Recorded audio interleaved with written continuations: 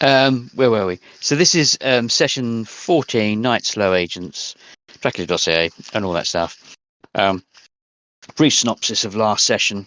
You had defeated Kim Philby's dad under the desert in the Israel-Jordan border, went through a river, fought some other nasties. When you came out at the in the entrance area, Marcus was waiting for you. You gunned him down, but some of you were quite shook up, so you took a holiday in the Anatolia region in Turkey, and a tower in a resort. Spent several days there recovering. You then made your way back to the UK, where you are preparing to go down one rabbit hole. So you have 3 rabbit holes to go down. Dolphin Square to release free Jackson Lamb and the other 2, or go straight after Dracula, or figure out what's going on the Ural Mountains. What you don't know is whether the last 2 are connected in any way greater than they could possibly be connected. But you're going to deal with London first. So your problem is you are in Slough House. We'll roll that back to because I can't remember what the ending ultimately was. But you only have 2 guns. You couldn't bring the rest of the guns through customs, so you have got the 2 handguns that were in Jackson Lamb's safe. So what is Dolphin House again? So Dolphin Square is it's the infamous, famous property in London where all host of bad stuff has happened. Kim Philby had a property there once. Mosley was there. There was a couple of murders. That whole paedophile ring was supposed to have taken place in Dolphin Square.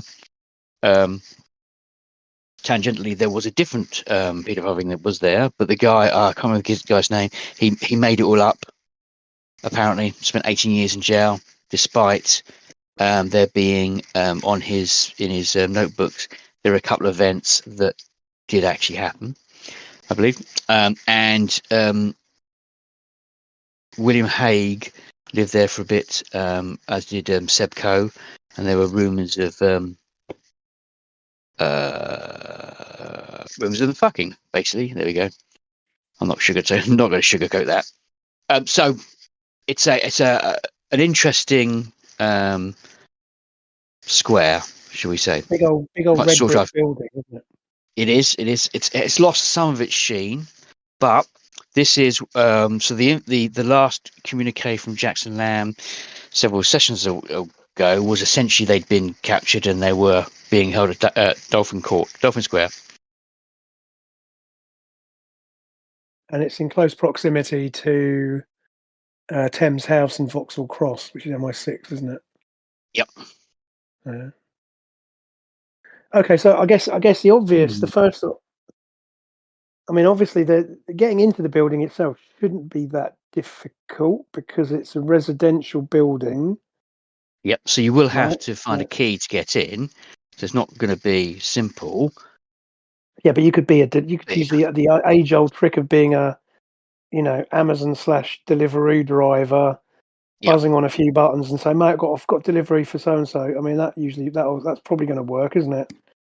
And I guess we probably would want to be in some sort of disguises because, again, one would assume that there's probably CCTV.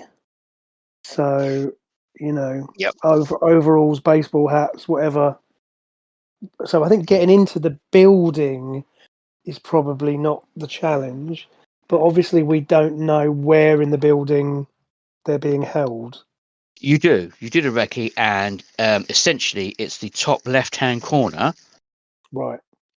Is where the last ping of one of their phones was. So that's roughly where you think they are. Well, there aren't any decent floor plans, so we'll. Is there an adjacent building? It looks like a series of tower blocks that are glued together. It really looks like tenement tower blocks that you would not want to live in at all, but they are It literally expensive. surrounds us. There's literally a grass, like a Grassy knoll. a grassy knoll in the middle, isn't there? And it's like on three sides is like Opens out to residential. the But again, river. it's and I get. I mean, ultimately, I mean, I don't know. What do we think? I mean, again, I think getting into the building is not really the issue. Obviously, getting into the obviously they're going to be held, but again, we would presumably have the element of surprise to some degree. Yeah. Right. So even if you walk up to the front door of the thing with you got your Amazon baseball hat on and you're carrying a package or something, I mean, it probably buys you some element of surprise. But of course, we don't know. And I suppose there's always the age-old trick of setting the fire alarms off or whatever. There's other way, there's ways of doing that, isn't there? The other consideration is somebody has kidnapped Jackson Lamb. That's still, I suppose if you stick I mean, that's certainly a ballsy move. Yeah. But I guess sticking a gun in his face, he's going to cooperate like anybody else, really. But yeah, I don't know. What do the rest of you think? So we want to try and free them if we can, right? Is that what we think the objective is? Yeah. We've done a recce. I mean, have we seen signs of? Do we have any idea how many people it might be in the? Without you don't know the exact apartments. So you have seen lots of people coming and going, and there's lots of grey men in suits. So, and you see men in suits coming in, some bringing in, you presume their nieces, some bringing in, you presume their nephews, some bringing old women, and there's some women bringing in younger men and older men, and some women bringing in women. So there's no pattern, and there's not, because of they're all 99% of people going in are dressed in formal workwear. There isn't an obvious. You haven't got a lot of goths going in. You haven't got a lot. They all look bland and school uniformery. There's a distinct uniformity to everything. So if they are blending in, there's nothing that jumps out. So anyone got Streetwise? Is it Streetwise? Yeah, I think everybody's got. Yeah, so I mean, even Struan's got Streetwise. It's under interpersonal skills. Yeah, so it should be on. 1. I've got a 1. I've normally got 1, but not at the moment. I think I used 1. So you can use Streetwise, the skill, to find or have a contact that has got some kind of link to Dolphin Square, whether that's an underground contact, an informer, or whatnot. But that is something you could attempt to use. So you roll to see if you've got a contact, and that would be, maybe it's an Amazon driver that you've used a couple of times to pick up some dead drops, or you've used a pizza delivery guy to deliver parcels as a standard spycraft. The postman, it might be. Yeah, I'm game. I'll have a go. I've got 1 point, so I'll add my 1 point. So but before you do that, what does that do? so you got to roll a 4. So 1d6, and try and get 4 or more on the 1d6. You burn your point, you get 1 plus 1d6. But what you're trying to. I'm going to say that my contact then is. I'm going to use your suggestion of the postman.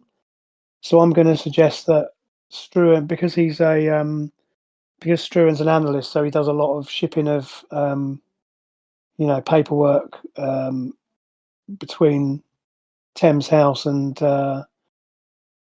Slough House, and he's basically fostered a contact with the post guy, because this will be his patch because again, bearing in mind we're close to Thames House, right? So let's assume he's got he's fostered a contact within the post office just because he wanted somebody he could trust to send some of this stuff around. So, shall I have a go at rolling? So it's a D6, isn't it, for everything? Yeah, D6 plus 1. Okay, bear with. And I'm going to say you need 3 or more to succeed. Yeah, I've got a 3, so plus 1's 4. So So 4. I'll just mark off my point. Just bear with me. But yeah, so let's say he's got a contact that he trusts. So Clive Doolittle is the local postman that you're using. Yeah. Okay. Cool. Doolittle. So yes, you know that he delivers to Dolphin. So could we use? Okay, so here's a thought then. Could we use Clive, little friendly Clive, the chatty postman? Maybe what we could do is send him to the apartment that we know or we suspect they're being held in, with a package or we can come up with a package or something, and just get him to go to the flat and try and deliver the package just so he can recce out. So so for example, he's going to go to the flat, knock on the door, parcel delivery or whatever, and just see what do 4 big blokes with machine guns appear at the door, or is it all done much more subtly? Because that might give us a bit more information. And because he's known, and again we can come up with some, we can just make it some bullshit letter. We can fake a letter from the, I don't know, Inland Revenue, something just like official looking. But the point is, it's not, it just gives him an excuse to go knock on the door and see who comes to the door, and Yes. So you have effectively the headed notepaper of a number of shell companies that you can use to create fake letters, just left over from, you've got Churchill Matrix. You've got lots of different headed notepaper that are just blank. That after a couple of goes of getting the text in the right place, just looks like a letter of some description. And we can even get him to, because it doesn't even have to be the right number for the flat. We can just get him to knock on the door, and then he goes, "Oh, I've got a like a signed. This needs to be signed for." But then they'll go, "Well, this isn't for this. This isn't for us. Oh, sorry, it's for number 27 or what." What the point is, it's not the point is that he's delivering anything. The point is that he just goes to the door to get a reaction to see, does somebody, is it a little old lady comes to the door? Is it is it like I say, 3 big guys with guns tucked under their jackets? Something, whatever. Does that make sense for everyone? Yeah. Definitely. So you call Clive in as he delivers in the morning some mindless brown envelopes for Jackson Lamb. Yeah. And he kind of sort of thinks he knows what you do as a organisation, given the type of letters that come in, and he knows the familiarity between delivering letters to you and letters to MI5's building. And let's face it, Struan's probably led him to think it's a bit more glamorous than it actually is, because his life's pretty dull, so he likes to try and make it seem a bit more exciting than it is. I mean, up to now, of course, now things are much more exciting than they were, but previously he probably has fostered that that feeling of Clive's that something exciting's going on. Struan actually reappears in the second to last, or the latest Slow Horse book. Oh, cool. Randomly reappears. He's burnt to death in a trailer, but he appears. You're like, Right, oh, thanks. Struan's back. Spoiler Oh, you alert. killed him. Yeah, it'd be months before that, years before they finish book 28 or whatever it is. Mm-hmm. So he comes in and he's kind of like a little bit sort of giddy-ish, because you're, secret agents, spies are going on a mission. It's a bit. You would, even the best will in the world, I think, MI5 or MI6 coming up to you and proving who they were. Yeah, you'd be like, oh, that's quite exciting. Not quite what happened with no. So the Perfumer affair. Christian Keeler, her pimp friend, whatever, MI5 had approached him, and he thought he was doing MI5's work in a kind of a giddy, isn't this fun thing? And that Yeah, ended because to everyone wants to be a spy, don't they? yes. So yeah, he says, so you just want me to, and he's touching his nose, going, so keep it under the hat kind of thing. You want me to go to these houses and hand over these letters? These are apartments, though, aren't they? Because it's an apartment block, Yeah. so it'll be. Yeah. I just said to him, so Clive, it's really important that you just. All we need you to do is just go to the flat, just Yeah. knock on the door as if to deliver the letter, and then Okay. just keep your eyes open, just see who comes to the door, and then carry on. Now, and look, so we've given you the letter's got the wrong address, the wrong flat number on it. So obviously, I'm guessing they're going to look at it and go, well, this isn't from us. I'm terribly sorry. And then you just carry on with your round and just finish your round as normal. And then I'll meet you in the usual. I'll meet you in the caf, the usual caf when you finish your shift, and you can fill it in. You see his eyes go a bit dubious. Shall I have like a copy of Hello magazine so you recognise me? No, Clive, I know who you are because I'm talking to you right now. Oh, okay, yeah. That's good. All That's you good. got to do is try and deliver the letter.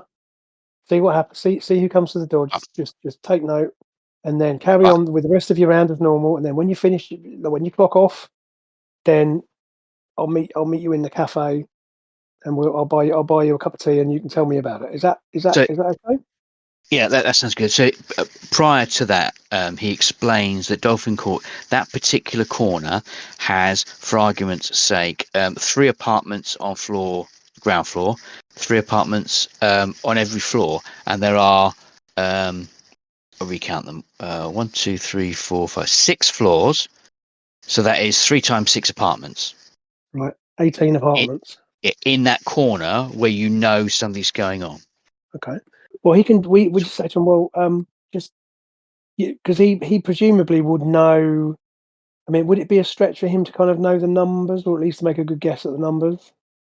Yeah, so he can Or give you. we just have give us some. So the point is, look, Clive, if you can go knock on, if you have to go knock on every door, I don't know. So we don't know the exact flat. We just know vaguely where this is happening. We think. Yeah. There might be post boxes in the lobby or something like that. Oh yeah, there is. But if the letter's got to be signed for, he says, you got to get it signed for. And sometimes they make the desk do it. But if I go through the postman's entrance around the side, there's no reception. Concierge or porter or whatever. No. Yeah. So I can just use my postman key and go in and then post the letters. Yeah. So at which point you go, well, you've got a special key to get in there. What? Okay. Well, that might be useful for later, but I still think it's valid to have him go check it out first, because he's known in the building. It's not going to raise suspicions. I mean, I don't think just a postman walking around. Yeah, no, he's a known quantity. He might look a bit suspicious walking around, a bit excited, but even so, that could work. He'll probably get less excited after he's knocked on like 16 doors or whatever. So yeah. So he goes off. Yeah. Okay. So we just carry on about our business, and so am I right in thinking? So who's incarcerated along with Jackson? Is it Roddy and Catherine? Standish. Yes. Okay. So we can't get Roddy doing anything useful on computers or anything. No, because he's whatever incognito. Fair dues. So I guess we just wait for the. So I guess at the appointed, unless there's anything else anyone wants to do. It's worth. I don't know if we have access to binoculars. Is a possibility of trying to look in the windows from a nearby building or fire escape of another building or something like that. So if you look at where it is, it's actually just where's the map gone again? If you look on the internet, it is opposite the It's off between Chichester Street and Grosvenor Road, and it is dead opposite the Nine Elms Lane. So you could just simply walk over, or get the what they call river taxis. Go up and down the river taxi a couple of times to view the one corner. Yeah, that's a good point. Yeah, so that's like the southeast corner. We're thinking. Yep. And to the right, there is on the map. You can see there's a kind of a grassy, tree laden avenue that you could hang around. Yeah. As well. Oh yeah. Is that Edensor Gardens? Yes.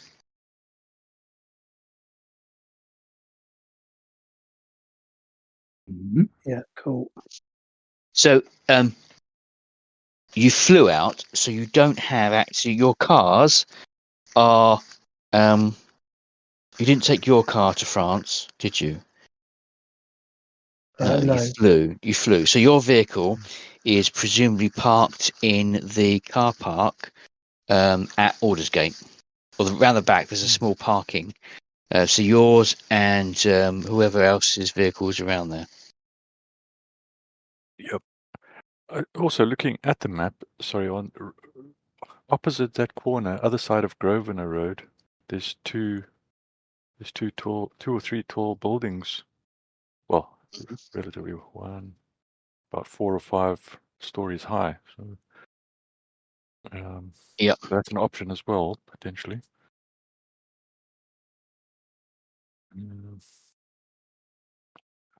The other thing I was thinking is we could get like a little drone, a small drone with a camera. And, Yep. You would need to go and buy one. Yes.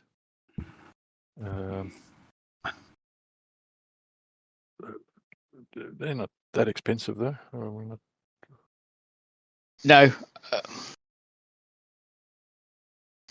Should have just enough resources to do that. You just whether you've got the tech nonce to set up a drone. Yeah. Yeah, we don't have old Roddy, do we? I mean, it can't be that hard, can it? But you don't know. And if you've ever driven a drone, they require a little bit of getting used to. Mm-hmm. Yeah. Once you set them up so that you can have a little it can react to you and follow you around, but you need to set that up. Yeah. Well, not simple. When I'm going to pick one up when I can and start. I mean, it may not be a time. We may not have opportunity for this exercise, but I might as well start. Familiarize myself gradually. Yep. Okay.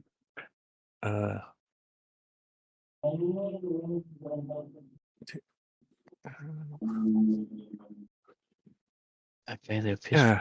Are there any fire escapes to the actual building I think itself? they're probably internal. Looking at it. Yes, it doesn't look as though there's external. It's not America, so there's no external. There'll be internal. It kind of looks like a Russian building. It strikes me as something you'd see in Moscow. Kind of very much a. It is 19. It's 90. It's not quite brutalist, but it is kind of a bit. Definitely, Russian. You could see that as a Russian tenement block. Okay.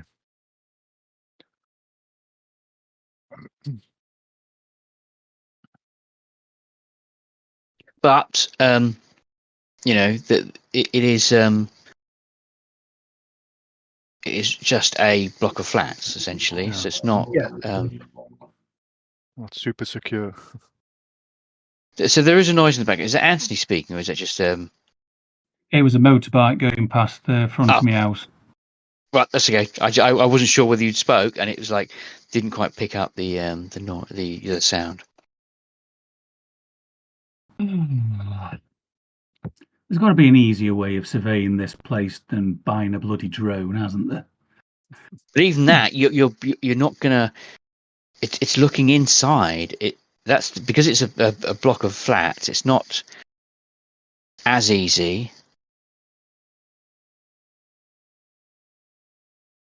because this was. I don't suppose there's any apartments for sale in that building itself, or on one of the ones on the other side of Grosvenor Road. We could go and view as prospective buyers. There could potentially be that. What would you? A shot in the dark. No, that would work. I just think of a skill that would streetwise. What about human traffic? Is that a skill? It is a skill. Or was it urban traffic? I can't remember what it's called. There's different. Yeah, I think it's called human traffic. No, yeah, it's not what you think. Human terrain. Human terrain. That was it. Human terrain. Human terrain. Human traffic is something different. I've got 15 in human trafficking. Oh, I'm a bit of a. I appear to be a bit of a scumbag. Oh, I didn't realise. Yes, so you can use human terrain. Sorry. Strategy called human terrain. Yeah, predict the behaviour of crowds. Recognise. Maybe not. It's not really that, is it? It's not. Right. It's not really Okay. appropriate. What else have we got? So you can do it. We're just going to find a skill that you can hang it from.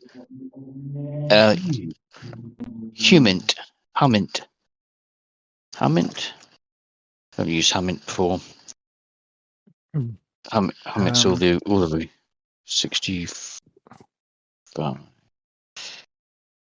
Well, could it just be research if you're trying to search for? Oh yeah, research will do because you're sent. Yeah. Anyone with a research, you can either spell. It's three. Is your base because you're just going to Google properties for sale on right move. Yep. Move in Dolphin Square, and then ring the agency.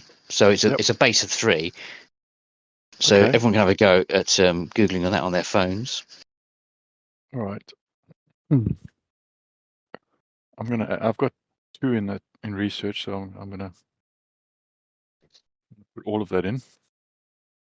Oh. Hey. So yes, and as you find that in that square block, the property on the ground floor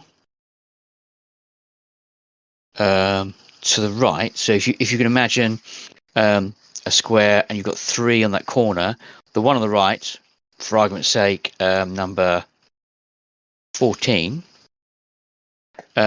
is available for viewing. Excellent. So that's a potential.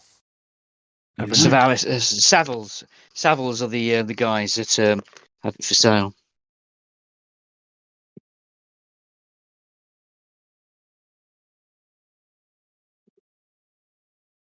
Right. That's me and you then, isn't it? I guess it is. Yep. Should we? So how are you going to get there? Drive, taxi, Struan's cars out there, and you think probably River Cartwright's cars out there, and whoever else was available.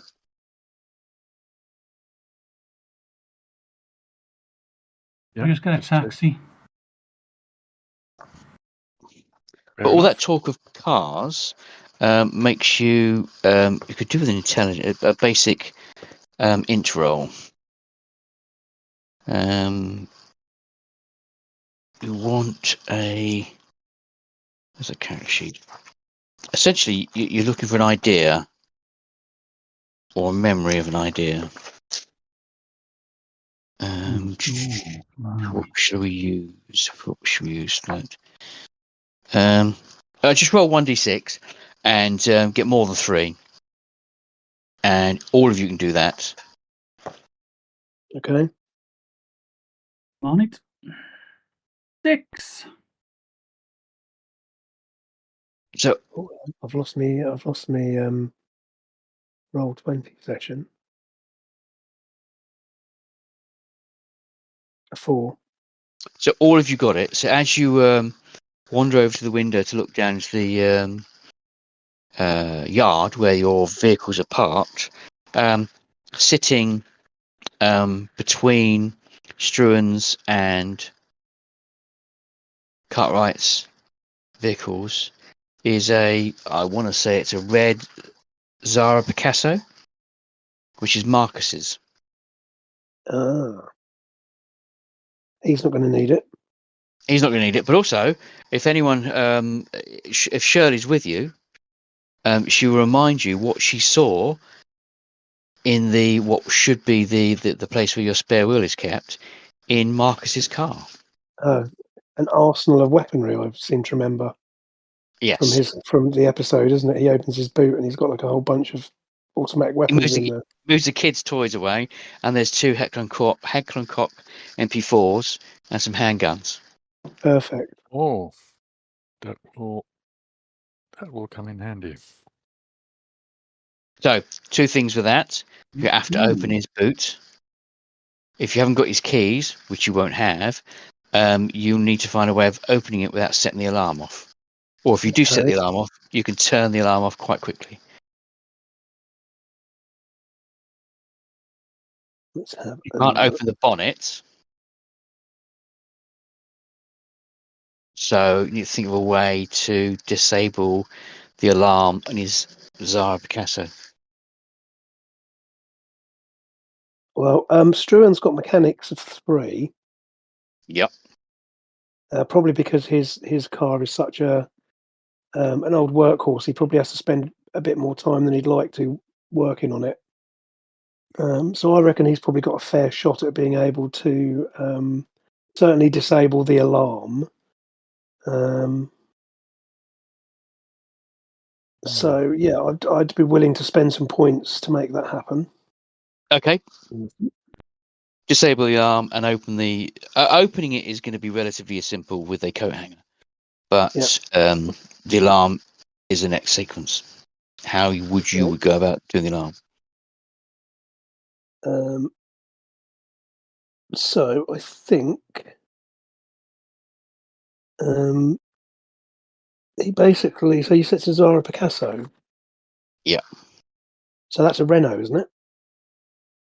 No, it's a Citroen. Citroen. Okay. So Struan's car was a Renault, wasn't it? A people mover thingy. Yeah. So I think it's probably safe to assume again that he's got a fair familiarity with the electrics. So one would assume he's just going to have to pop the bonnet to get to the alarm. You would need a spanner or pair of pliers and a wire coat hanger. Bend the wire coat hanger out, get it into the grill, catch the bonnet release, yank it to the side, the bonnet comes up, and then you simply disconnect the battery. So I think that would be straightforward enough. Yeah, so you just need a mechanic's roll to be able to pop that. So one mechanic's roll will pop that, and then you open up the wire coat hanger. You put the coat hanger on the inside of the where the window hits the rubber, and then you should be able to catch the door handle and lift it up. Okay, so Struan's got 3 points in mechanics. I assume. I'd be willing. Yeah, not that you've ever done that before. So I'm going to get him to burn all 3 points. I think because this is an important one not to mess up. So it's going to be a 4. Yeah. But that's so you're going to catch both. Yeah. So as long as I don't get a 1. And so I'm only going to make one roll for this. It's spiteful doing 2 rolls. Oh, lucky. So I rolled a 6. 2, 3. So I added 3 to it. So that's a 5. So Much okay, to everyone's after disbelief, messing about. you pop the bonnet, disconnect the battery with a Leatherman's tool you just happen to have in your pocket. Yeah. Wait 5 minutes, and then you open up the driver's side, which releases the central locking, and you can open the boot. Cool. There's an array of toys covering the boot, but opening up the boot, there are roll a no. There's 4 MP4s, Okay. 3 MP4s. There's 3 of you, 3 MP4s, Hector and Koch MP4s, with Cool. So an unnumbered, an uncountable number of bullets. You don't have to worry about the bullets. There's going to be several clips worth. So we'll obviously discreetly as much as possible. Kind of sling them in a bag or whatever. They've got straps. You can put them a strap over your shoulder under your jacket. If you've got a long jacket, a short jacket, it'll just kind of hang out. Don't forget though, I'm going to have to go and meet up with our mate at the cafe at some point. So. Yep. So that's several hours away. But at the moment, you spent half an hour doing this. It's not Cool. Well, I'm just going to go on mute for a second. I'm just relocating downstairs. So, you carry on. I'm still here, but I'm just going to put myself on mute while I walk downstairs. All right? no problem. So the machine gun is or automatic weapon, whatever you want to call it, are quite useful. They will give you where's these sheets? When you attack, it counts as a it's a +1 modifier. Very heavy firearm. We'll call it a very heavy firearm. If I get +2 damage modifier. So when you do damage, 1d6 +2, which is quite useful. They're standard bullets. They're not silver. It's just standard lead. But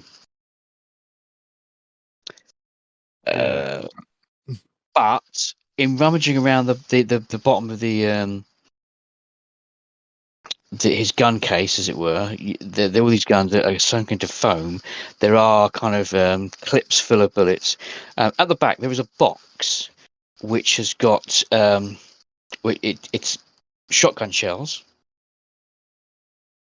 In that first layer, there does not appear to be a shotgun, but when you lift that up, you realise that in fact, after taking the guns out, that foam is only several inches thick.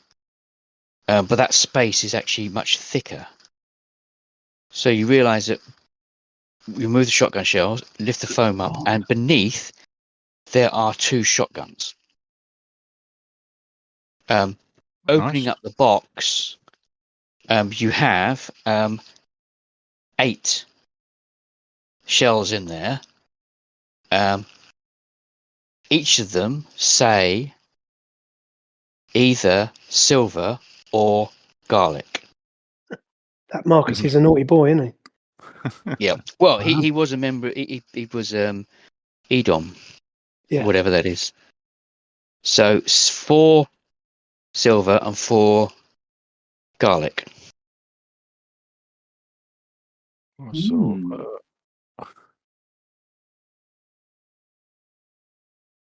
we did make the point that it's always best to be prepared, or something along those lines. When Shirley's like, "Fucking, what you got the guns in?"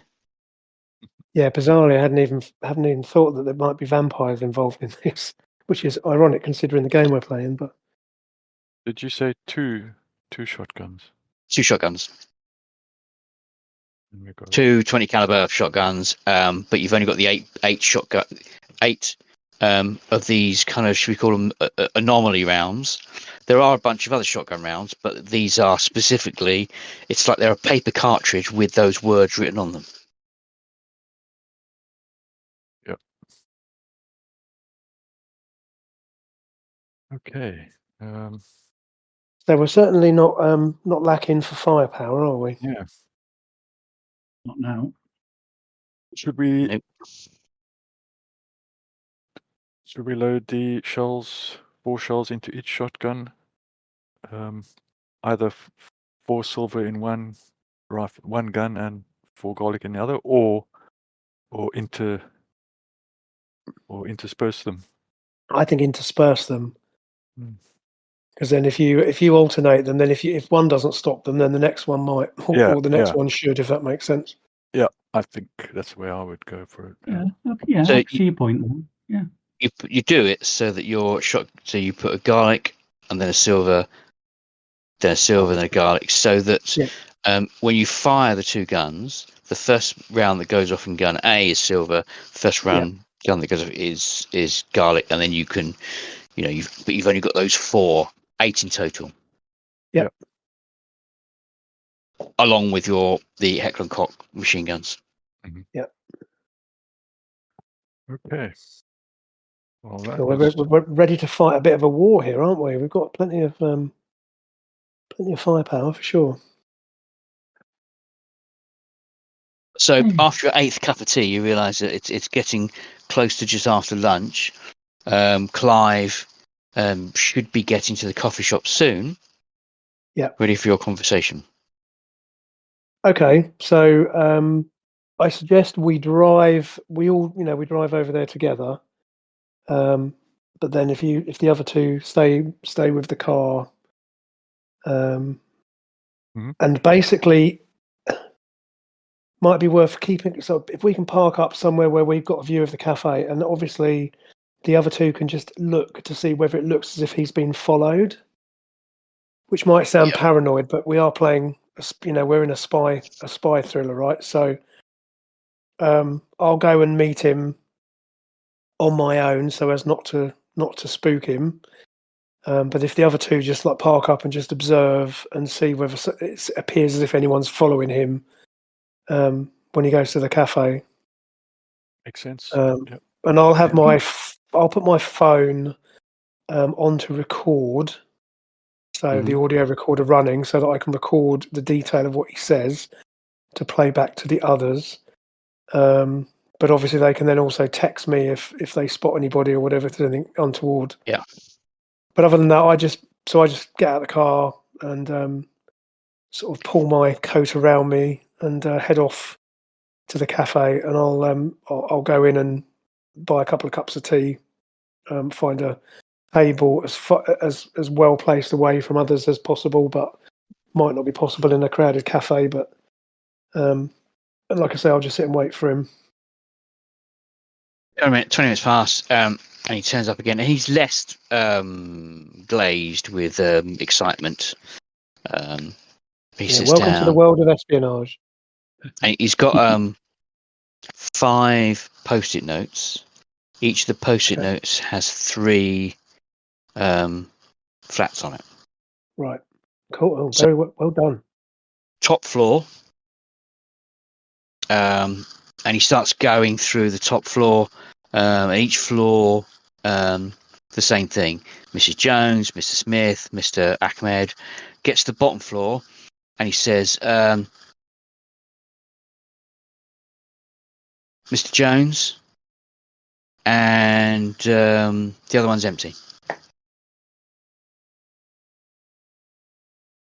Empty, you say? Yeah, number 14. It's for sale, isn't it? It's empty. Is that the one that we were Mr. talking about earlier? Yeah, Mr. Jones is in number 12, and number 14 is empty. Okay. So, did you anything that jumped out at you that struck you as odd about any of these places? No. Everyone seemed. Did you recognise? Did you recognise faces? These people that you've delivered to before, maybe, or Yeah. So I everyone that came to the door I recognised. The second floor, I think he's got a new mistress because she looked younger than his other mistress. But he was there, so no, nothing out of the ordinary, I would say. Okay. Okay. So does anyone have... No, we'll do that in a sec. Okay. Well, Clive, listen, you've been really helpful. Can I just borrow those post-it notes off you? Would that be okay? Yeah. Great stuff. And listen, you know the drill. Keep this between us, right? Mum's the word. Brilliant. And I sort of And you say, no, I think you'll find it's the Official Secrets Act. But anyway, we'll go with Mum's. And I'll just Oh, yeah. So do I need to sign anything for the Official Secrets Act? No, don't you worry. I'll catch you next time. Well, you're all good. Just obviously, keep this between us, yeah. Oh, And totally. I'll be sure to call on you next time. Mr. Struan. Next time we need your assistance. And I Agent make sure I've Doolittle. obviously actually. If I were you, by the way, if I were you, I wouldn't use that phrase around people. You never know who might be listening. Yeah. What? Mum's the Agent word. Doolittle. Yeah, I wouldn't go repeating that if I were you. Okay, sir, certainly, sir. He And kind you of don't need gives to, you you don't need to the call me weird. sir. He gives you the weirdest salute and goes, "Oh, I should do that. I'll just go, sir. Mr. Struan, that's Mr. Struan. Oh no, are we doing secret password? Is it Mr. Black? No, I'm going to go now. Okay. And I'll make sure I just leave. And obviously go back to the others. But I'll just make sure that he wanders off and doesn't try and follow me or anything. Okay. So you pick up the post-it notes, Yeah. and it looks like top floor. He's ticked each of the properties he's been to. Right. Okay. Next floor, ticked them all. You get to the ground floor, and he's ticked. There's one that he hasn't 12. been to. No, 12 he's ticked, 13 he's ticked, and 14 he's ticked. Right. So what do we think then, chaps? So I guess did it look as if anyone was following him? Nope. Not that we could see. Okay. So what's our next option? We know that there's an empty flat. So can we get access to that empty flat, maybe? Well, the thing that jumps out in having a conversation with him is he went through the same process for the top, from the first floor all the way up to the top floor, of saying who lived in the flat and that he'd seen them. Right. 3 in a row. Got to the ground floor, and he said Mr. Jones is in flat 12, and then flat 14 is obviously empty and for sale. Yeah. He has ticked the post-it note for each of those 3 flats to say he's gone to them. But there's one he hasn't said who was in it. No. Okay, so that's the one that jumps out at us then. That's the obvious. He just didn't mention it. Yeah. Okay. Rather nonchalantly didn't mention it. Could that suggest hypnotism maybe? Because vampires like a bit of hypnotism, don't they? If it wasn't for the fact that you know that vampires exist and that's a possibility, you'd laugh it off or just say he forgot. But he was seem like something he'd forget though, considering he was so keyed up to do it. Because of the nature of his job, being a postman, he diligently ticked and did everything you asked, apart from that one property. Right. So there's our target then, I would say. And am I right in thinking, therefore, that the one that's for sale is next door? Is that right? Yeah. Right. Yep. So, okay. So I suggest we. Now, here's an interesting thought, right? So, what we know of the vampires that we've encountered, do we think that they abide by the, the night being active at night? Because obviously, I guess if they're in a flat and the flat is boarded, windows are covered and all that, if they are vulnerable to sunlight, but they still normally vampires traditionally sleep during the day and are active at night. So you would assume that they would have human, lackeys in the flat.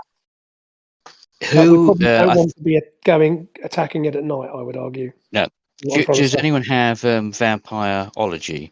Yes. I think doesn't Shirley have some? Didn't we chuck some occult stuff with Shirley just to give her a bit? I've got one in vampirology. I've got 2. Yeah, there we Cool. go. So, Shirley, let me try and see if I remember. I'm just trying to find it was occult or something along those lines. Hold on a minute. Just give me a second. I'll find the website with the character sheets on it. Sheet I've got, she's got 0 in vampirology. Has she got a cult then? I thought we gave one of the characters was given a cheesy hobby of a cult or. Well, she's got occult and vampirology, but both are listed at 0. Okay. Don't forget, this is the original sheet you gave out months ago. So let me have a look. I'm just looking at them now. But she's got exactly. Hold on. What about River? No, he's got one in vampirology. I think we've all got one in vampirology, basically. If I remember rightly. Maybe we didn't, or maybe it was just the first day that we sort of. So why have I written 2 into mine? Because you have encountered and killed a couple of vampires, and when you did an upgrade, you managed to get 2. You spent 2 points in the upgrade, if memory serves. Yeah.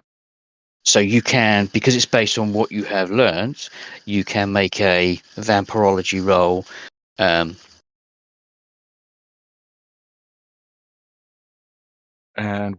so it's going to be a 3 because you literally. It's the information is to do with the vampires you have fought.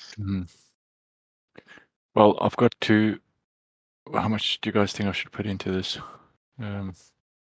If I put both in, I wouldn't burn all of it if you've got just the 1 then. Okay, please don't roll a 1. Okay, good. Fine. So, over the course of the last few weeks, months, however long it's been, you have fought a different number of slightly different vampires, coming from different strains. The Varney strain appeared to be more supernatural, almost magical in its origin. It adhered to most of the tropes of standard vampires, but Varney himself seemed to have been possessed by a ancient sorcerer. One of his offsprings further down the line, she adhered when you killed her in the flat, or that she wanted to be killed in the flat when you first encountered your first vampire. She adhered to the standard vampires. Carmilla. You didn't kill Camilla, but she looked like she adhered to very similar patterns. The very strong chap you fought in Morocco, he didn't seem to have too much problem going around the sunlight, but he seemed weakened and a bit. His skin looked like it was getting a bit hot and smouldery, but not as bad as you perceived vampires to be. So he possibly was a half vampire or a thrall or something. The feral beast below the sands, again, kind of fell in the same vein as standard vampires. So you think that everything you've learnt, everything you knew about vampires that you've read in vampire books, and what you've experienced, there is a quite a good parallel. So burn them with fire, stake for the heart, chop their heads off, that kind of stuff. So yes, you think that you haven't encountered a vampire yet that hasn't followed that vein, the standard vein, for want of a better term. So I think it's safe to assume that we probably don't want to be raising any ruckus during the night, because if there's going to be vampires around, that's when they're going to be biggest threat, right? Yes. But we can assume if we go during the day, there's going to be human guards, or whatever. But I think so. I think the first aim is to get into that flat, the empty flat, and we can get in there and we can observe. I take it these flats have probably got fisheye lenses on the doors. Yeah. So you can observe the comings and goings if there are any. Just sit, listen. If we hear movement, but I think that's probably the best thing to do, right? Get into that place and use that as a base, and then we wait for daylight. So I guess it's, well, do we even need to do that? I mean, do we just, maybe we just, what time of day is it? So it's during the day, right? So that kind of blows the theory out of the water a little bit, though, because if he's been hypnotized during the day, then that suggests there's at least one vampire with the ability to be up and about during the day. Not necessarily. It's in the hallway of a flat that might not have direct sunlight. Yeah, exactly. So that's what I mean. It might be we might be being overly cautious, but I don't see any harm in waiting for daylight at least, because at least then if all else fails, you can shoot out the windows, and then sunlight's going to come in, and that's going to give them a problem, isn't it? All things considered, it's probably daytime's probably the best. So it's currently lunchtime. Okay. So do we? What do we do? Do we try and go in today? Do we just go in? Again, we've already discussed we should be able to get into the building relatively easily, I would have said. Yep. If you retcon a filch roll, and have the keys from the postman. I don't know. The other thing, of course, the other issue we've got. I mean, he said that the flat's for sale, though. Could we not simply just try and arrange a viewing? Yep, that might take a couple of days. Thing is, I don't, because again, practically, right? We can get into. I think getting into the flats would be pretty easy. Obviously, getting into the flat, we don't want to have to be stumbling around in the hallway trying to pick the lock, particularly if they've got people observing. If they're watching the hallway. If we rock up and stand there for 2 minutes fiddling around picking a lock, it's going to look sus. Whereas if we turn up with a estate agent in tow who's showing us the flat, then that's less likely to draw their attention. Does that seem right? Yep. It does, So I wonder whether we're better off putting a call in to the estate agent and just say to them we're trying to arrange a viewing. If it takes a day, it takes a day. And then at least once we're in the flat, we can, I guess we can use the same filching skill to maybe, pinch the key, although not going to work, is it? Or do we just simply put a gun on the guy, the estate agent, and we just keep him in there until we're ready to do our thing? I don't know, because obviously we get into the flat, but then if he shows us the flat, we can't stay in the flat because he's going to want to, show you around, and then he's going to leave. If we nick the key off him, he's going to know because he can't lock the flat if the key's been nicked. So the other option is, do we literally put a gun to him and say, right, mate, you're going to sit there, be quiet? Well, we could, when he takes us in to see the flat, when you enter the building, the third one of us could be waiting nearby and just slip in the flat and then just stay in the flat. Slip in the building. Ah, that's a good idea. We can view the flat and then exit again after viewing it, and then our third man can. Good. That's a good plan. In. Yeah, I like that plan. That makes sense. Leave a window. One of you could leave a window open on the outside. That as well, yeah. Yeah, I think that's a better plan. Yeah, I think that's a good idea. And it makes it's more believable if there's two of us. We just have to pretend to be a gay couple or something, won't we? Yep. But I mean, as in, it's less. It's again. It does strike me that it does seem a bit weird if there's if there's three of you, if there's two of you, again, you could just be roommates, or if he wants to assume you're a gay couple, that's up to him. But the point is, the two people makes more sense to me than three. Well, Min and Louisa are pretty much a couple anyway, aren't they? Yep. Yeah, there you go. So that means, so we do that, and then obviously then I can, let's do that then. So you can make an appointment for the following day So for what 10 we o'clock. do is when the estate agent goes, and then what we do is we just have to time it so that when you turn up, so you arrange to meet the estate agent there.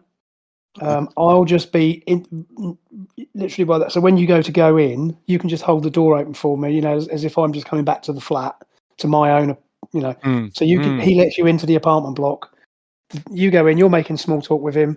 I'll come up behind you, and you just, oh, sorry, mate, and just hold the door open, and I'll just follow you in, and then just follow you, to the flat. And then, like I say, you get him in, get him to open the door, and get you in, and just like you say, if one of you, get him to show you the bathroom or whatever, and then just let me in, and I'll go and hide myself.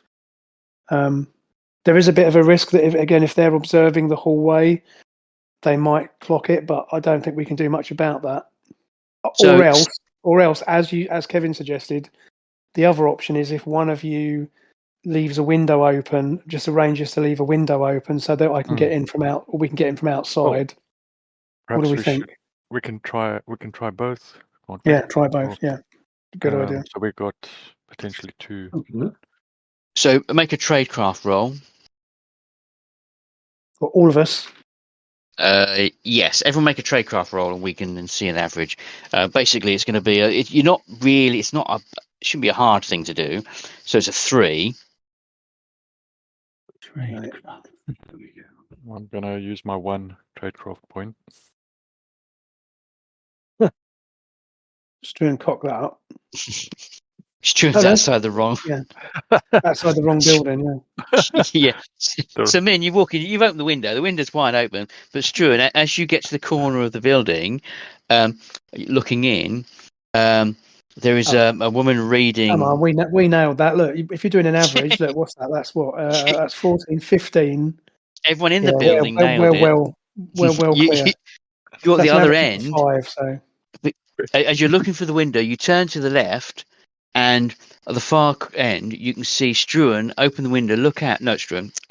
Mim open the window, look out, and a second later, another window's opened as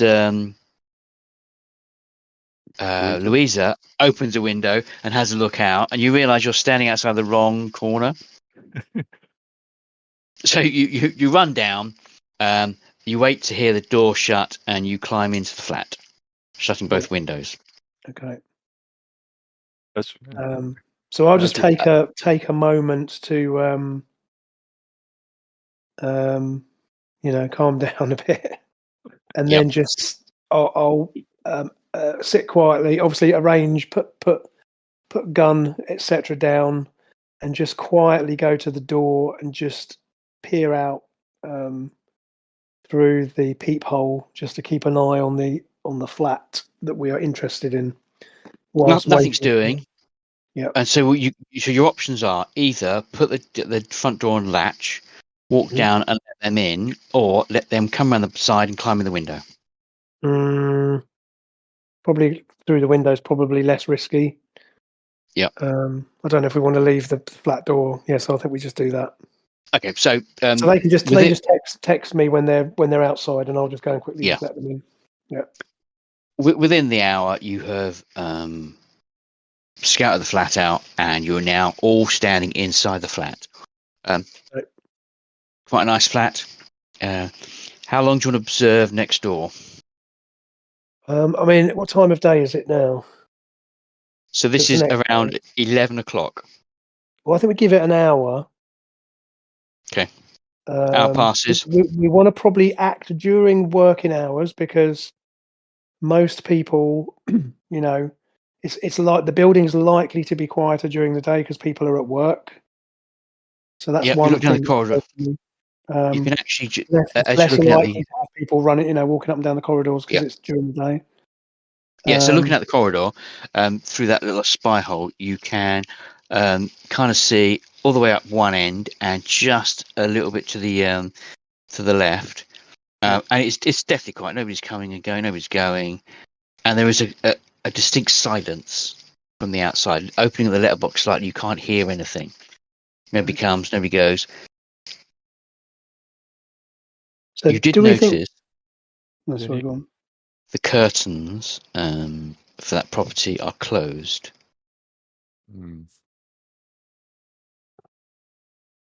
So do we think is there any benefit to us in waiting for too long, do we think? Probably not, actually. I don't think there's much to be gained. Yeah, so I think we give it an hour and we just keep an eye on, is there any obvious sign of somebody coming out, checking the corridor? Like, is there anybody obviously on watch? We know, as you say, it all seems quiet. So I think we just literally, just then we'll make our move then, because again, I don't see any point in hanging around for no reason. So. Yeah, so there doesn't appear to be, you don't see anyone coming or going. It's quite quiet, the whole place. Hour goes past and there's nothing, not even, you see the postman, Clive's coming down the corridor, he puts letters into number 12, walks past the other two and goes on his way. Quite quiet. Okay. Right, guys, how are we going to do this then? Do we just go knock on the door, or do we try and kick the door down? I mean, I guess if we knock on the door, we know that our man knocked on the door, so I'm assuming we probably want to have one of us knock on the door, have the other two either side of the door, so that A, they're not observed from the peephole, B, if some vamp opens the door to hypnotise whoever's come to the door, then the other two have the opportunity to take him out without being affected, right? Because we know that our man was hypnotised when he went to the. Well, we assume he was hypnotised when he went to the door. So, so we have to assume that whoever goes to knock on the door is probably going to get someone's going to try and hypnotise the same. So I think we have one of us go to the door, the other two stay either side, and see what happens. Just knock on the door, because it's easier than trying to knock the door down, I would guess. And if we don't, then we've got shotgun, right? So we can presumably shoot the lock out. Although having said that, they're loaded with garlic and you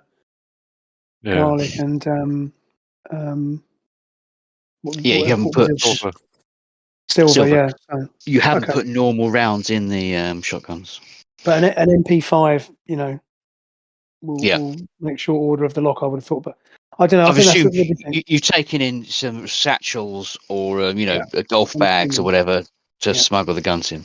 And then, like I say, we'll get ourselves kitted up, and but I think that's the way. I don't know. That's how I would tackle it. Is just we could put one of us round the back, but I don't want to risk. I think we're going to need the numbers. I don't think having one person outside by the wind, around the back, in case they try and get out through the back. I think they're less likely to try and do that. I think they'd be more likely to fight than to, and especially if they've got to get 3 hostages out of it as well. So, I kind of think the best thing to do is, I can't think of any other way of handling it unless anyone else has got a better idea. Do we want our first shotgun shells to be a regular one then, or just in case we want to blast? Excuse me. Don't know. We might be just overthinking it a bit. I don't know. Maybe we just knock on the door and see what happens. Boot the door down with brute strength. Have you seen us? Yes. I can remember Roger having difficulty climbing for 2 years. Was it you're climbing opening doors? That was it. It's opening doors. Couldn't open a door despite him being the door. Apart from when he actually needed the safe. But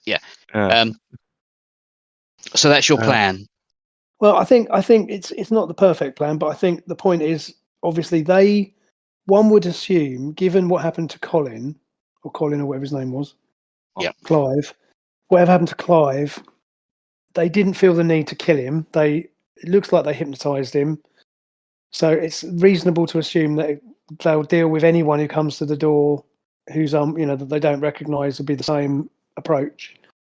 So I think having somebody just knock on the door, and the other two flanking the door, so that even if a vampire opens and has eye contact with whoever's knocking on the door, the other two can presumably then act. Because as far as I know, vampire hypnotism works. They get eye contact, so that'll get the door open, and then we just have to wing it because we don't know how many people are inside. The flat's not massive, right? Because we're in the flat that we're in is the same. So it's not like there's room for 20 guys in there. There's probably going to be, a vampire or two, and then probably a couple of human guards, and then our people. So, anyway, do we want to not? I mean, the other option is just to leave the door open and just go in and deal with it that way. I mean, what are the pros and cons of just going in by force versus knocking? My only concern is I don't know what our chances are going to be of actually knocking the door in. So, because obviously then you blow any surprise, don't you? If you but you mean just knock on the door and then just when they open the door, just kick the door in? I mean, you're not trained hostage rescue. No. I was thinking just shoot the door, shoot the lockout. At least if you get them to come to the door, you've got one of them in your sights already. The only downside of that, of course, is that once you start shooting, then of course somebody's going to hear it. Yeah. There is a chance that we can get in quietly if we just let them open the door. And I mean, perhaps if you stick if you stick a gun in, even in a vampire's face, if you tell him it's got silver bullets or garlic in it, then he might think twice. But at least then the door's open. What worries me is if we've got to shoot the door in, then someone's going to hear a shotgun shot going off, and then that, even though the building is likely to be relatively empty because of people working, someone's definitely going to hear it. So okay, I don't know. What do we think? Let's knock then. I think. Does anyone have lock picking skills? I think I do actually. Hold on.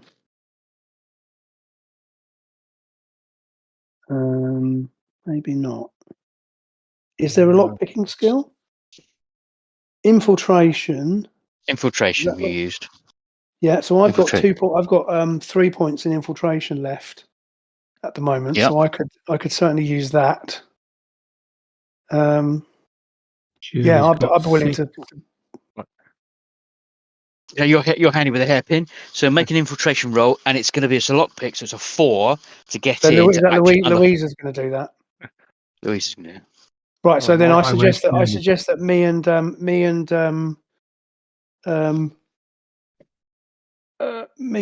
Min stand. We go either side of the door. Yeah. With the shotguns. And obviously we've all got the MP whatever's strapped, and one of us will have to carry Louisa's because again, we don't want her to. I mean, do we want her? No, I think Louisa should keep the gun. Yeah, I think we just go either side, and she can then pick the lock, and then we can just push the door in. We'll go in first with the shotguns, and then she can follow. Okay. Right, I'm sticking 2 points in then. Yeah, good shot. 7. Click. The door opens. Right, so me and Min will go in first then. Okay. So I've basically both go in, leading with the shotguns. It's the same layout as the previous house, but in opposite. Okay. If that makes sense. A mirror. So that there's a hallway, which is empty. But as soon as you get in, there's a musty smell. Right. And instead of there being a whitewashed walls, it's like you're going into a vivarium. There's earth coming up the walls, and there's like growth of mold and moss growing up the walls. It's damp and dark and dingy. And it feels quite imposing. Okay. Is there a light switch? rough in the same place. Click, click. No electricity. Okay. But you kind of progress slowly through the flats, and each room is empty apart from the sitting room, and they're all that kind of. It's almost like you've gone into an alien's lair. Mud on the bottom, and all the moss growing up into the ceilings. In the centre of the living room, there is tendrils of wood growth of roots going down into a hole. Ooh. So there's a hole in the floor. Yep. Okay, so one of us, I'll volunteer Struan to go and keep the gun trained on the hole, whilst the other two double check all of the rooms behind us. Each room is empty. Presumably, there's like a bathroom, and there's probably a couple of bedrooms and a bathroom. Yeah, you can make intrusion rolls. Can be used tradecraft. We'll go with tradecraft rolls for kind of a search. Yeah, I'm just going to keep Struan literally standing with shotgun pointing at the hole while they do that to make sure our back is covered, and then we can then worry about the hole afterwards. Yep. Mim can't find anything. Oh, it's all clear. No, Anthony, perfectly fine. No, you can't. No, you can't see anything upstairs at all. Bloody dark in there. Okay, so next thing we'll turn our attention to the. So obviously we'll close the front door as well. Yeah. Don't want anyone wandering in uninvited. Mm-hmm. And then we'll check out the hole then. So there's a hole. So how big's the hole? 6 foot diameter. Okay. The tendrils go down into the darkness. How deep Great. is the hole? Let's use the torch off my mobile and see if I can judge the depth. Yeah. What's down there? 20 foot. Blimey. It looks like it lands in a cave with a corridor going off. Ah, typical. This. The heck is all I have this? to say, did not expect this. Is it which direction is it going off in? The riverside or? Yes, towards the river.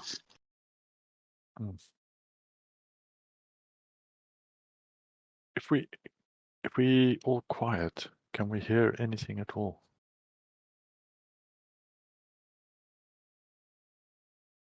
From down there. There is dripping, and possibly heavy breathing. You're not entirely sure. This is the place that the three are supposed to be locked up. Yeah, well, I assume they're probably being held down there rather than up here. Is there any obvious way to climb? I mean, again, I can't even believe I'm going to say this, but is there any obvious way to climb down into the hole? So can you use the roots to climb down? Or? Yes, you can use the roots to climb down. All right. Well,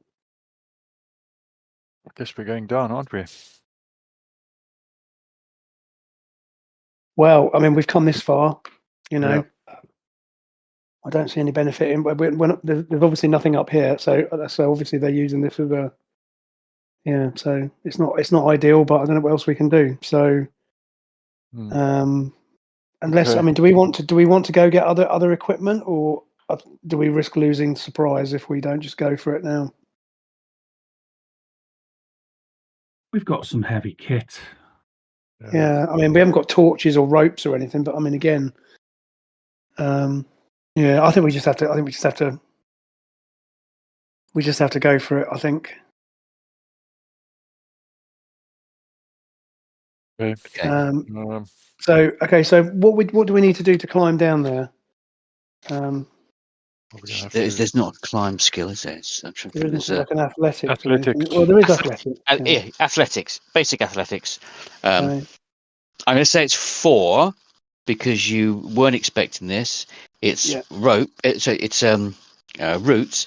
It's a bit musty, so a bit slippy, and you've got to carry 2 guns. So 4 feels like. I'm going to spend 1 point. I've got athletics 4, so I'm going to spend 1. Yep.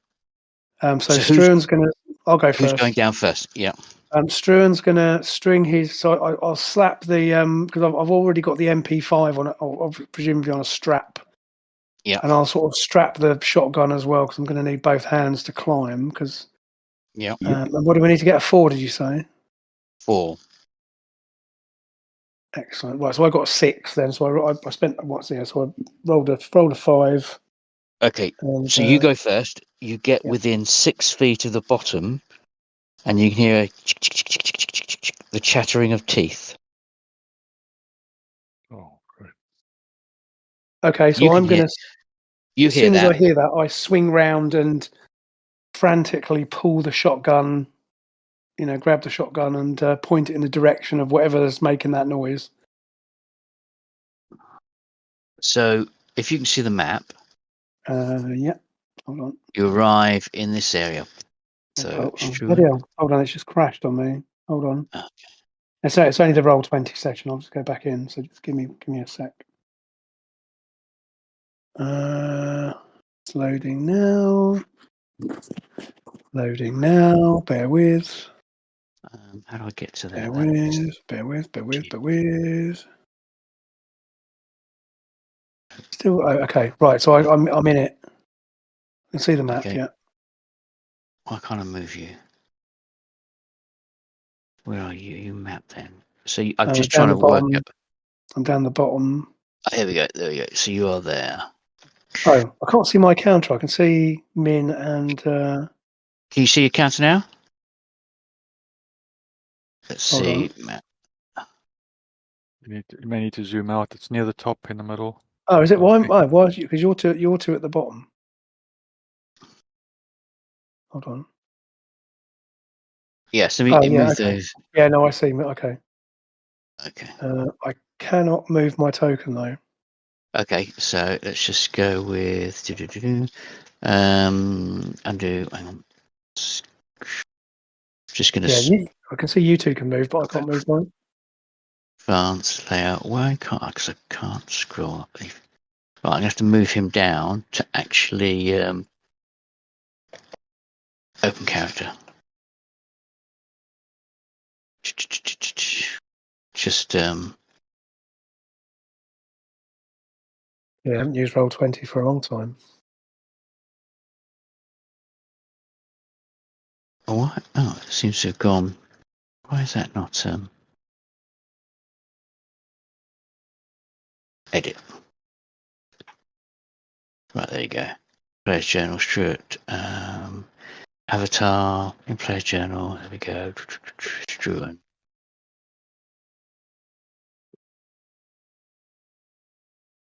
Can you? No, one more edit.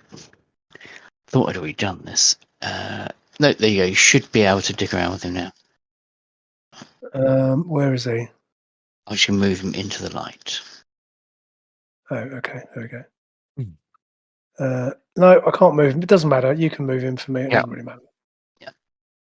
Okay, so I hear the chattering of teeth, and I literally, with as much speed as panic can give me, I kind of grasp the shotgun and spin around towards the direction of the sound. Yeah. And you.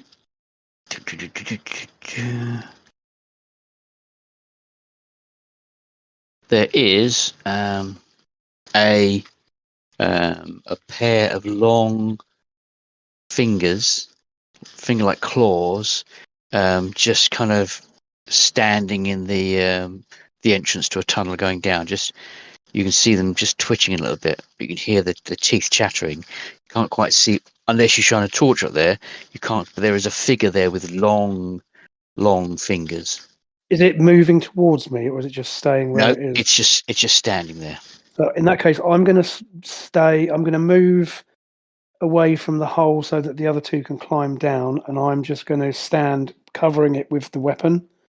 Yep. Because again, I don't want to tip our hands until we, if we shoot again, it will be it'll be heard. So I just literally move to one side to allow the other two to climb down. But I'll whisper up to them and say, "Just be careful. We've got company." So it's a 20-foot drop. Mm-hmm. So you'd have to speak quite loud for it to go up. Okay, so I'll speak up and say. In fact, I won't say anything. I'll just let them come down because, again, I don't want to. I think we would have noticed your hesitation and your. I'm not going to say anything because, again, I don't want to be talking too loudly. But I'm just keeping the gun trained on that figure, and if it moves towards us or towards me, then I shall let him have it. But for now, I'm just going to wait to give them time to get down. So Louisa rolled an 8. She slides down.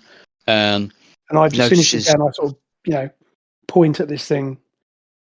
It's sitting there. It almost looks like it's inactive, dormant, waiting to just waiting. Mm-hmm. Min, Sentinel mode. Yeah, Overwatch.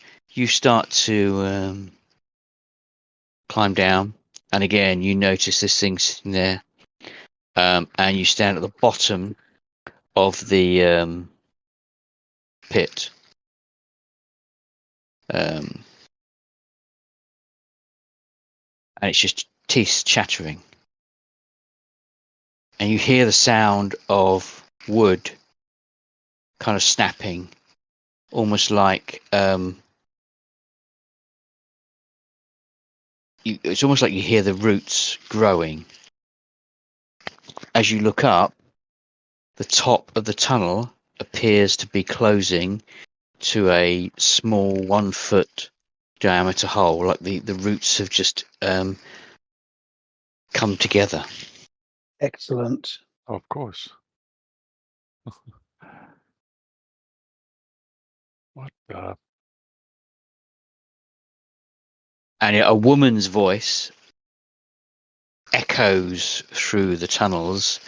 It's a English voice, very prim and proper. And you hear her say, "Welcome to the cult of Dracula's lair." And she laughs, and a kind of a giggle, a girlish giggle. And the creature steps forward, gnars its teeth, and raises its claws, ready to attack. Boom, boom, boom. Oh, we all open fire. And so it's two shotguns. Yeah. 2 shotguns and an MP4. So you get first go, as it were, and you get your shots off. How do we shooting? So I've got 2 in shooting. I'm going to hold off on spending any of that for now, I think, because one would presumably, this thing's pretty close and it's coming towards us. So 3 shots go off. Okay, what do we need to roll? Is it a base shooting roll? Got to get 3 or more to hit because it's quite an easy target. There we go. So that's a 5. And boom, boom, boom. It's got armor +2, so you got a 5. Yep. -2 is 3. And its hit threshold is 3. Okay, so you do 1d6. Okay. So that's a 6. 6 plus 1. Let me make a pencil. So 7. 7 points. Is 4. So it's boom. And a big lug of flesh just kind of gets explodes to one side of its chest. But it's still coming forward. Okay, well that's 1 shot down. So obviously I'm reloading. So are these pump action shotguns or? Yes. So I just sort of, but then obviously I'm assuming Min will get the next shot off as he's got the. Yep. He's got the other shotgun. I will. Can I aim at its head? Yes, it's +3 to hit. You mean -3? Or... Sorry. Yeah, so you've got to get 6 or more to hit its head. Because it's a cooled shot. Right? Maybe it's not worth it. If else it's how much? Did you say? 4? Just down to 3 to hit. Okay, I'll just go with a regular shot then. Now watch me roll a 6. Shooting 4. Okay, I want to put 1 into this. Let's roll d6 plus 1. Oh, lucky you added the +1. Yeah, that's good. For one of the so you hit him, and it kind of like it ripples on the body, and there is damage, but it's superficial damage. So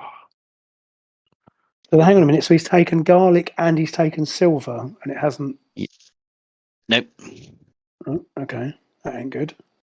You realise you've fought one of these creatures before. Okay. Twice. Are these the ones in the tunnels? Yeah. The Okay, blood Louisa. corpse. Over to you, Louisa. Ooh, heck. I think just again, just like open up on him with the MP5, MP4, MP5. Okay. I'll stick 2 in it. Oh, for goodness sake. 5. Standard hit then. No, that's a 3. That's a 3. 1 That's plus good enough 2. to hit. Yeah. Yeah, so you hit. And 3.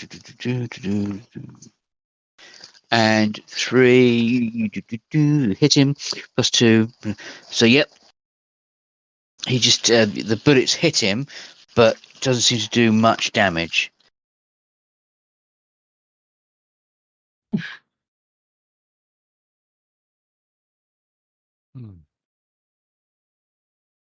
Okay, I guess we just got no choice but to just hit him again. So he's going to get one more step forward because he's just shambling. As you get another round of fighting. We did take them down before, right? It was just attrition, so Yeah. you just got to keep blasting away at them. Yep. Fine. So I'll go again then. So again, I'm going to put 1 into my shooting roll, because I want to make sure I hit him. So I'm going to put 1 into that. Yep. Lucky. Well, there you go. So that's a 4. Okay, so you hit him. Again, yeah.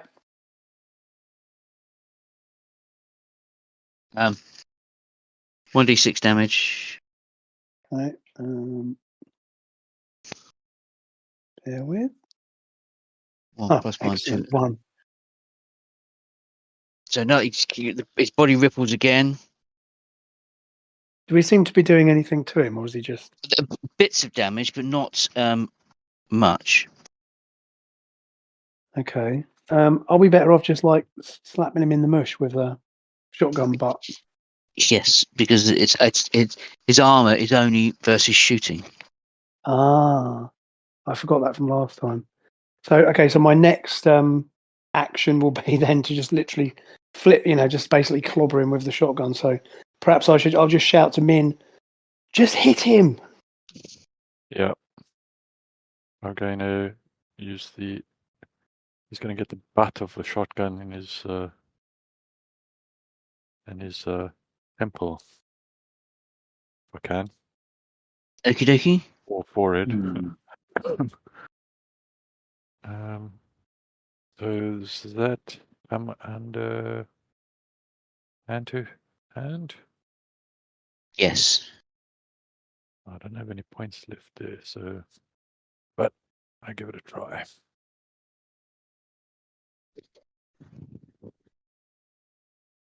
That's better.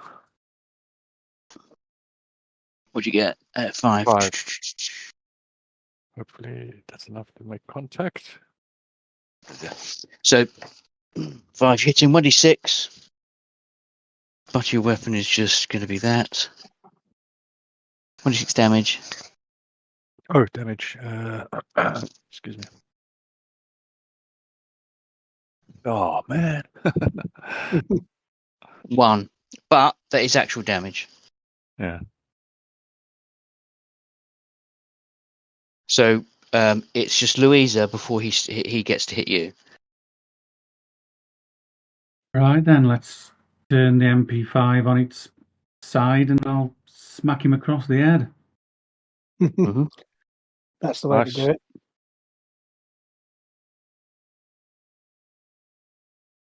And if we want damage... Yeah. Oh, nice. 5. So that's 5. So you smack him round the head with the gun, stoving his head in, and he collapses to the floor. Oh, so now we have a better plan of attack, at least for these guys. Okay, so we'll move forward because we've got no choice. I don't like Apparently. these things. So dump. So you have used how many shotgun rounds? 2. I've used 1. Yeah, Roger's used 1. Yeah. I've used 2. Well, so 3 in total. Mm-hmm. Cool, 5 left. Lots of echoing from the shotguns. Mm-hmm. And as that abates, you hear in that sweet English accent, Dusty down here. No, she says, you'll have to do better than that. Can we see where this voice is coming from? Echoing up the Okay. Well, we just move cave. forward. Yeah. All that's not here on this map is railway lines. Right. Yeah. But as both Mim and Louise and yourself actually start moving through, you realise that it's almost identical layout to to St. John Philby's crypt. Right. Almost identical layout. Apart from the railway line. Got you. Okay, move us on. So where you came did say that's the pit where St. John Philby, where there was a body, or a sleeping area. Where are you there? But no, I quite like this, but can be a bit of a pain to get from the right place. So you make your way down, eventually getting to this point here. Right. Can I move in the token layer? Where there is a cavern and there is a wooden bridge going across the cavern, but standing other side of the wooden bridge is another one of those blood corpses. Standing behind him is a woman in a white dress, and she looks kind of either side of him and darts off, giggles and darts off down the corridor. Okay. So you can make a vampire lore roll. Okay. I've got vampirology. I've got a point in vampirology. So. Yep. Can I roll as well? Yep. I've got 3. Okay. 5. You can't say for certain, but you think it's Lucy Westerner.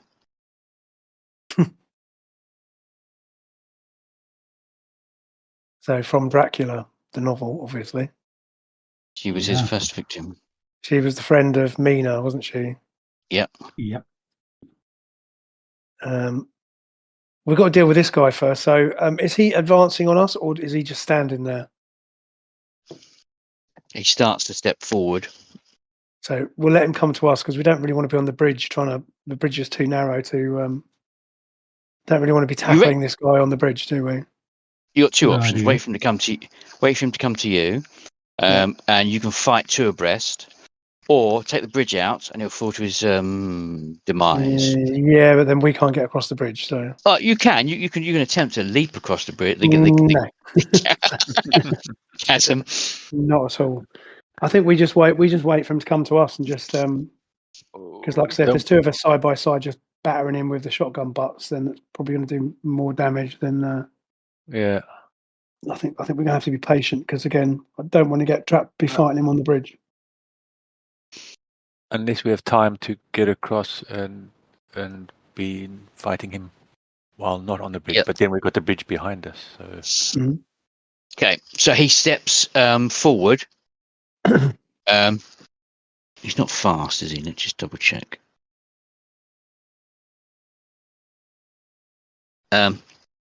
Starts to shamble, and he's going to leap at. Okay. He's going to leap at 1 to 3. It's Struan. Where's my dice? Who's standing next to you? I guess it'll be me and Min because we're the ones with the shotguns, which are probably better at battering. Right, 1 to 3. It's Struan then. Yeah. So he's going to go for Mim. So obviously we're both sort of standing there, ready with the shotgun butt. The shotgun's in our hands with the butts out. So if he goes for Min, I'll just, as soon as he lands, I'm just going to batter him. But okay. So it kind of took you as a surprise that he leapt with such speed, given the other one shambled. But then you have fought these things before. But he's going to throw 4 points in scuffling to try and do Mim for 8. So he hits you. Weapons of talons, so he's going to do D6 plus 1 damage. Yay! Oh bloody hell! Ouch!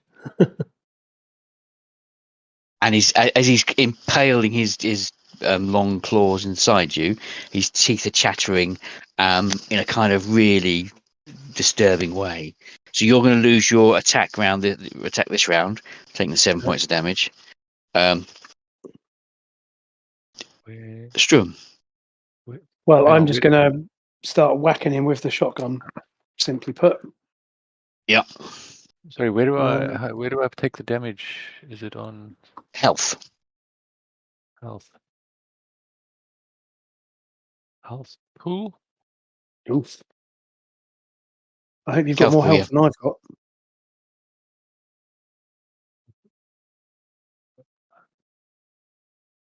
I've only got my health pool is 5. Oh no, my health is 5. So what does that mean? I get -2. So yes, you're still alive, but you are damaged. Yeah. You said again. Right, so I'm going to batter this thing. So it's fight. Is it hand to hand? Is that? Yep. So it's hand to hand. I've only got hand to hand. When I've only got 1 point in it, I'm just going to just hit him. I mean, I'll just have to hit him. Presumably, I mean, I'm hitting him from behind and from above. So got 4. Yep, you hit. And then same for damage. Yep. 3 points of damage. So 3 plus 1, no 3. Okay, so that's 3. Yep. You hit him in the back of the head, and you knock his head forward. Louisa, you are about the same height as Mim, so it's going to be harder for you to do any physical combat. Are you suggesting I can shoot? You can shoot. You can literally put the gun over Mim's head and shoot the thing in the head. And I'll stick some more points in. Okay, 6 in total. So, putting the gun in his head, you hit him in the head. Yeah. Any damage you do, roll 1d6. Any damage you do, because you get +2 for the additional damage for the called shot is pure damage, if that makes sense. So you can ignore armor. So just roll 1d6. 3. So big chunk of skull shoots out the back of his head, and it's his go again. And he's going to his hands are stuffed in Mim's chest. He's going to Nice. He's going to try and bite you. Literally try and bite you. I'm just going to do a basic roll for that. I'm not going to add anything scuffling because it's.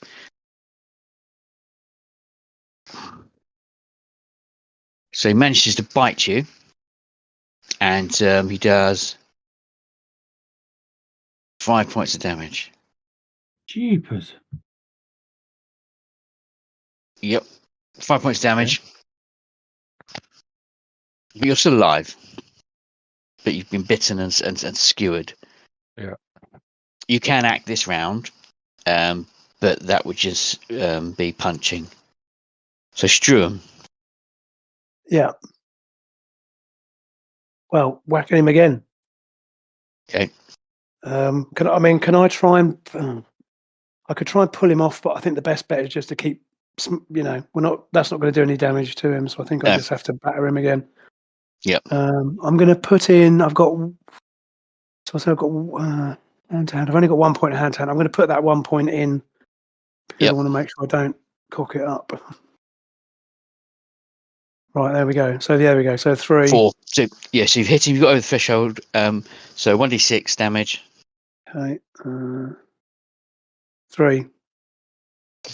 As you swing round with the shotgun, and cracking the rest of the skull off, and the creature just essentially the eyes roll on the back of the head, and it just falls to the floor, literally pulling its claws out of Mim, Cool. who now requires first aid. Okay. Well, Louisa's the first aid fine. expert, I believe. Here we go. Seems familiar. Yeah, it was only a couple of bloody days ago. It's just a scratch.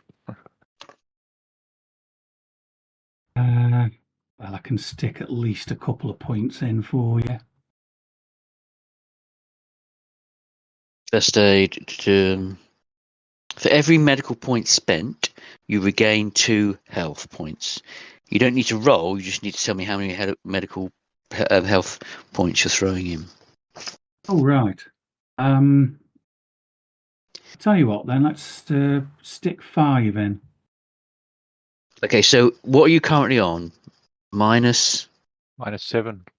-7. You are seriously wounded. How many? So, what could you take? What are you going to put in? 7. No, 5 points, and that so should give you 10 back. So that'll take him back up to 3. Yes. So you managed to staunch the wounds with a couple of sticky plasters. You've got a pot of super glue. So yeah, you're back up to. It hurts, you know, but you know what this feels like. It's not the first time one of these creatures has stuffed its claws inside you. Could be worse. Could be a vampire. Reopen the old wounds. So from -7 to 3. Yeah.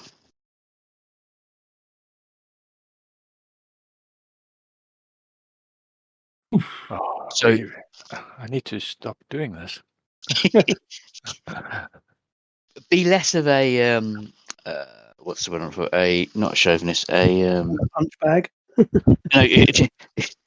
Ignore the chivalry and just let Louisa go first. So you continue to walk down the corridor, following the way that the girl ran, and eventually you find yourselves in where's the you come down here, and you find yourselves in this corridor here.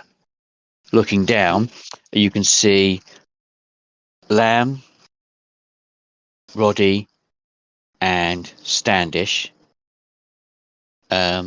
kneeling down.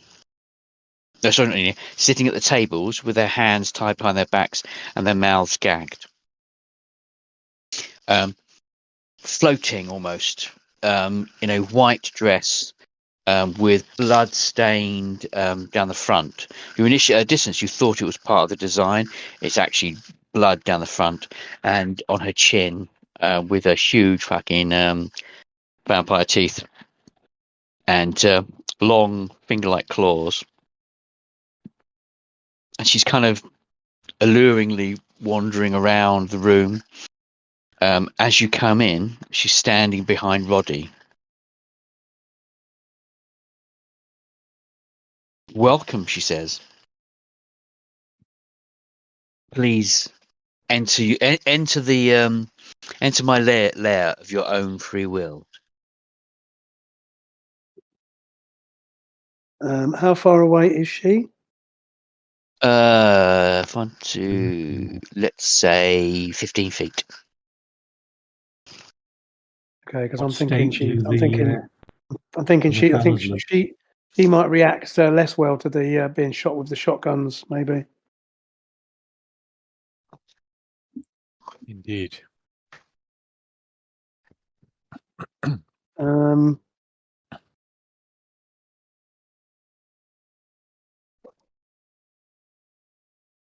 Are Lamb and the rest of them awake, or are they? Yes, they're gagged, but they are awake. Okay. And you said she's approaching Roddy or standing behind Roddy. She's standing behind Roddy. We'll do that. So presumably the threat being that if we, she's going to attack him. So I think I'm just going to shoot her because, like I say, hopefully she's going to be less happy about being shot with either garlic or silver.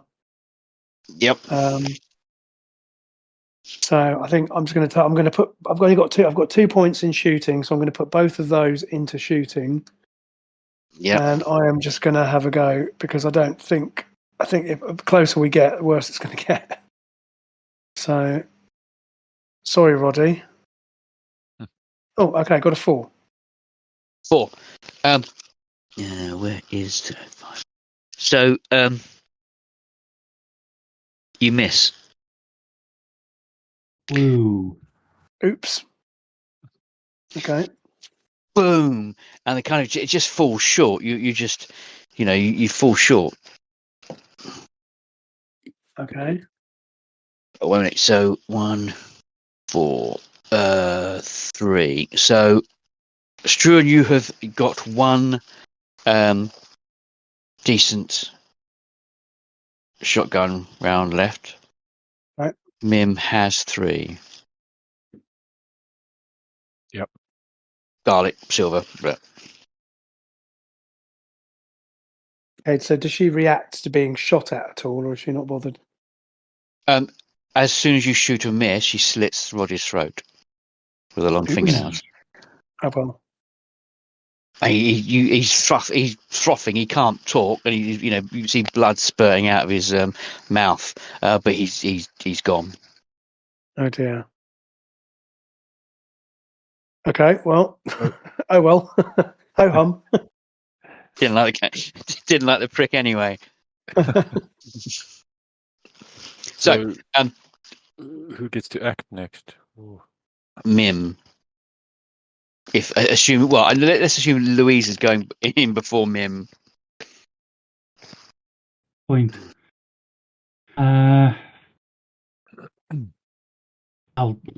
jeez. I've got no shooting points left now, so I'll just have to go straight forward with the MP5. Okey-dokey. Yeah, 3. No. You have to get 5 or more to hit her. Is she using celerity? Sorry? Is she using celerity? Moving quickly? No. Just looks like something else is stopping our bullets. It's just her threshold, her hit threshold. You have to get 4 more to hit her. 5 or more to hit her. The ghoul was 3, I think. So she's just harder to hit. Okay. Well, I'm gonna step forward with a shotgun, and if I get as soon as I get a chance, and Yes. So you'll get the next shot before she acts. So her action was essentially slitting Roger's throat. okay. The Jackson and Standish are wriggling, and Jackson certainly on the other side of the table trying to bounce his way off his attacker. Okay. I'll step in. Okay. Boom. Miss. So she laughs, throws her head back and laughs, and steps in front of Standish, and says, "Would you like to try and shoot again?" She's running her long claws over Standish's neck. Standish is looking at you as if to say, "Please don't." So at this point, you do have Cartwright and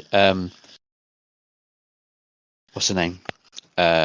Shirley with you, who you can use as additional firepower. One's handgun. Well, I would assume Cartwright would probably jump into her. So, in other words, he's going to. Apologies, Mike, if you're listening. But I think Cartwright will just try and, because, like you say, she's there. Mm-hmm.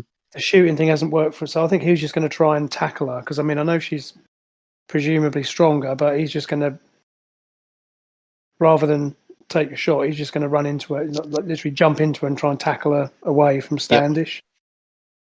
Seems like a Cartwright thing to do. Yep. Excellent.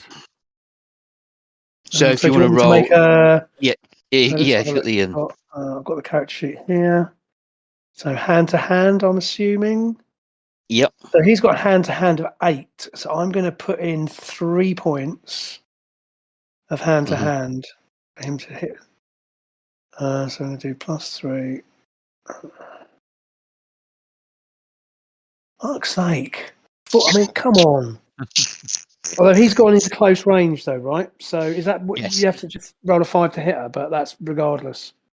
Yes, there's just basic. It's like presumably she sort of then tackles it, grasps his wrists or something. He's like,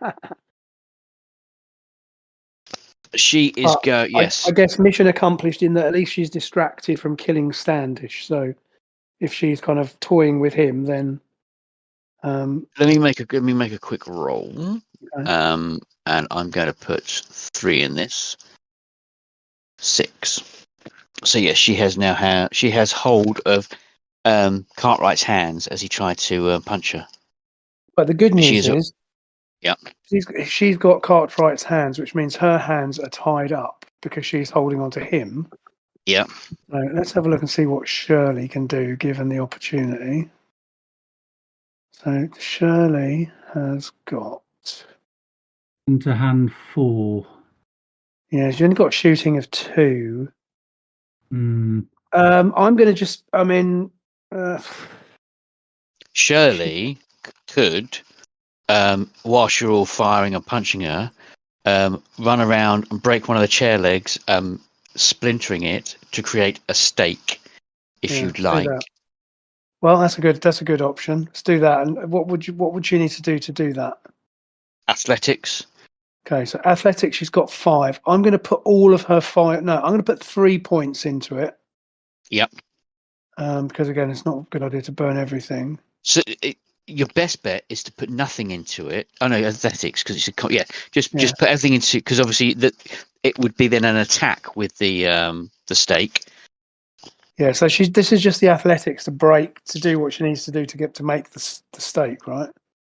Kind of a leap on a I'll put 4 into it. Yeah, she's going to leap onto a chair, and it's going to she leaps onto air, gets it with her right foot. It snaps at an angle, so you have a stake. Right. So you have a 2.5 foot, 3 foot chair leg stake. Lovely. She is going to act now because you've all acted, Yeah. and she's going to she's going to have a pop at biting Cartwright. Cartwright. And she's going to put hand to hand. She's going to put 2 in this.